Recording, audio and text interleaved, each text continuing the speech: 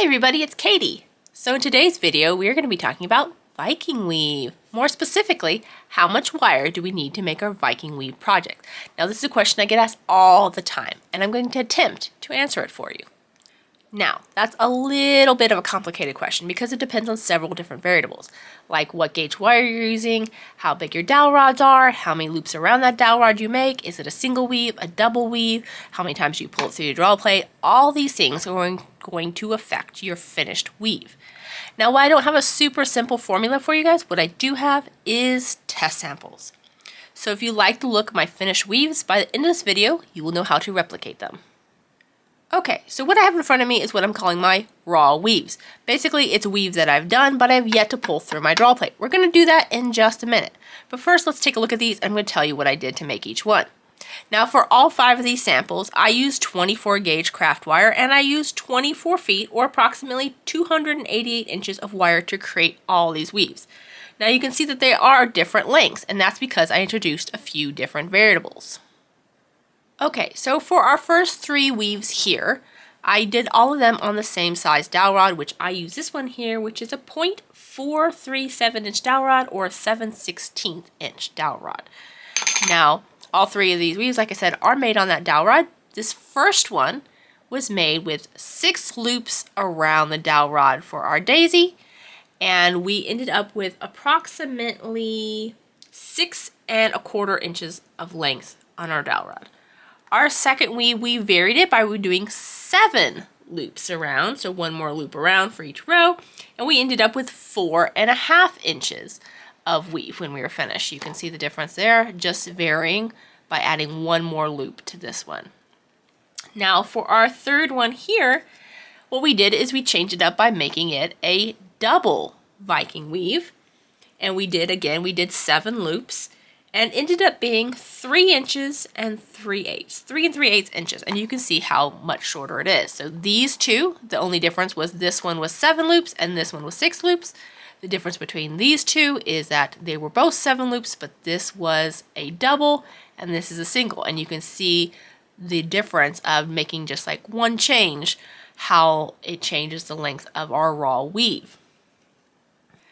Okay, so moving on to our second set of samples. I use the same gauge of wire and the same amount of wire as our first set of samples, but what I varied for these is that I use a smaller rod. I actually use this pencil, and you can see the difference in our dowel rod size. Now, our pencil is approximately 9/32 or 0.28 inches in diameter, if you're wanting to know the dowel rod size. And our first sample, what I did was I again used 6 loops around, and I ended up with 7 inches of weave, whereas you can see this one was the one that I also used 6 inches, but on that bigger dowel rod, and you can see the length difference there. I actually expected this one to be longer because it's quite a bit smaller of a dowel rod, but it's not as big of a difference as I thought in length.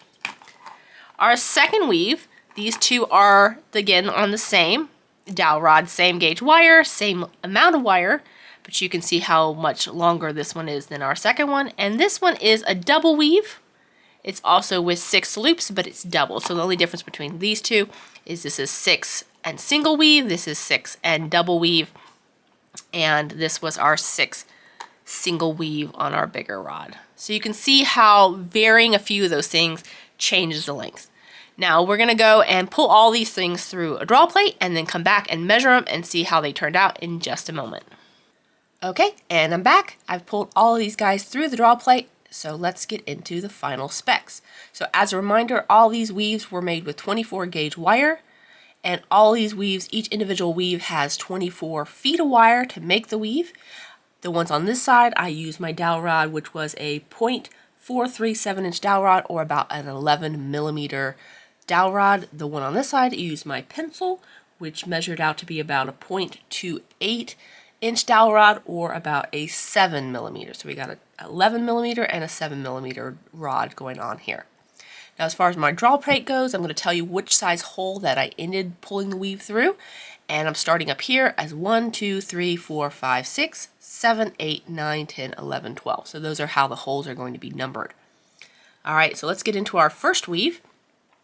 This weave we have here, You can see it's a little bit more of an open weave, so I could definitely have pulled it through a smaller hole if I wanted to draw out those loops a little bit more. But this one here was made on our 0.437 inch dowel rod. It is 6 loops. The raw weave was 6.25 inches, and it grew by 5.25, and it ended up at 11.5 inches finished. And I pulled it through to the number 8 size hole, which was this one here on the draw plate. The finished weave ends up being about a 7mm diameter weave. Okay. Very good, very good. All right, moving on. We are going to go on to this one here. So this one here is our 7 loops on that 0.437 inch dowel rod.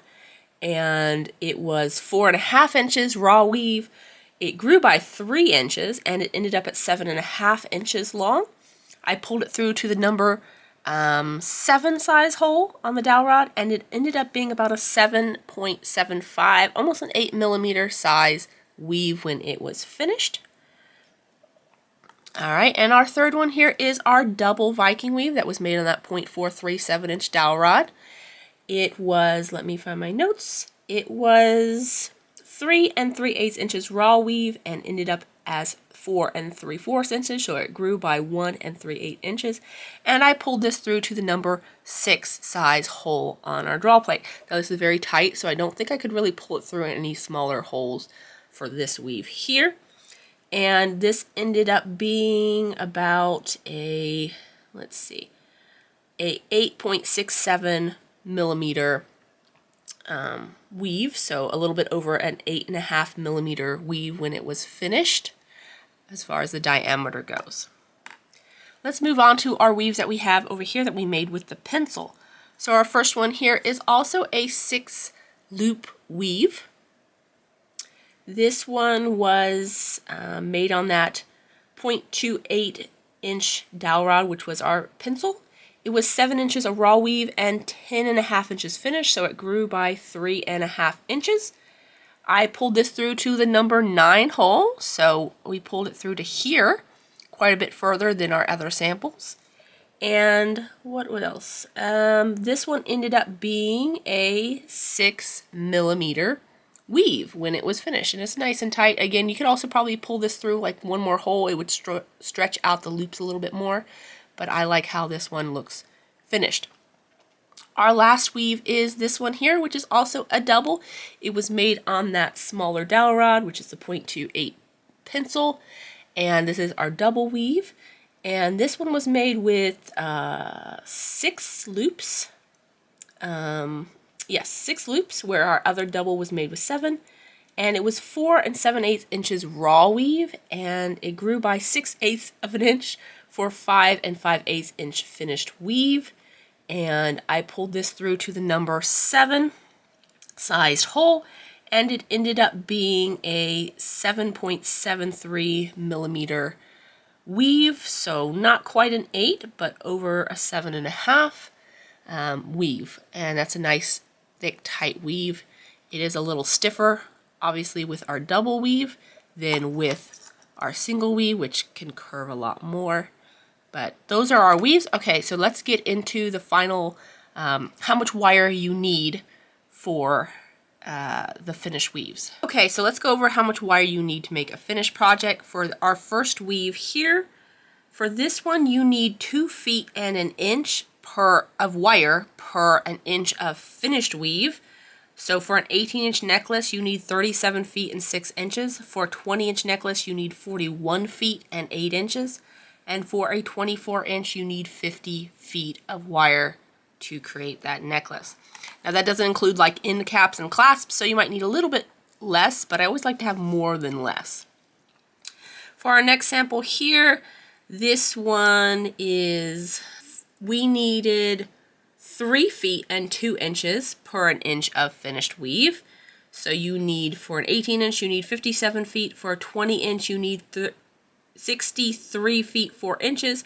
And for a 24-inch, you need 76 feet of wire. For our double, this one here is our 7-loop double. You need 5 feet 1 inches of wire per 1 inch of finish weave. So for an 18-inch necklace, you would need 91 feet 6 inches. For a 20-inch, you need 101 feet and 8 inches. And for a 24-inch long necklace, you need 122 feet.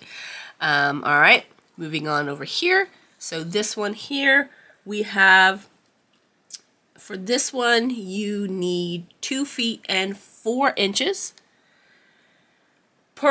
of wire per a 1 inch of weave. For an 18-inch necklace, that equals 42 feet. For a 20-inch necklace, that's 46 feet 8 inches. And for a 24-inch necklace, you need 672 inches. Oh, well, apparently I did not do the math for that one ahead of time, so I'll post it up on screen. And then for our double one here, we needed, let's find it, 6 loops. Yes, okay. So we needed 4 feet 3 inches of wire per 1 inch of weave, which equals 76 feet 6 inches for an 18-inch necklace. For a 20-inch necklace, you need 85 feet, and for a 24-inch necklace, you need 102 feet of wire to create your necklace. Okay, well, that's our video for the day. I hope you found this useful. These samples do take me a long time to do, so if you do like the video, like it, please. I would appreciate it.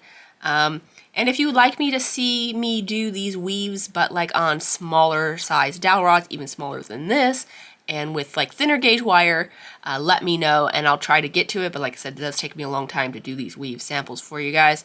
But I hope you enjoyed the video. Thank you so much for watching. Bye!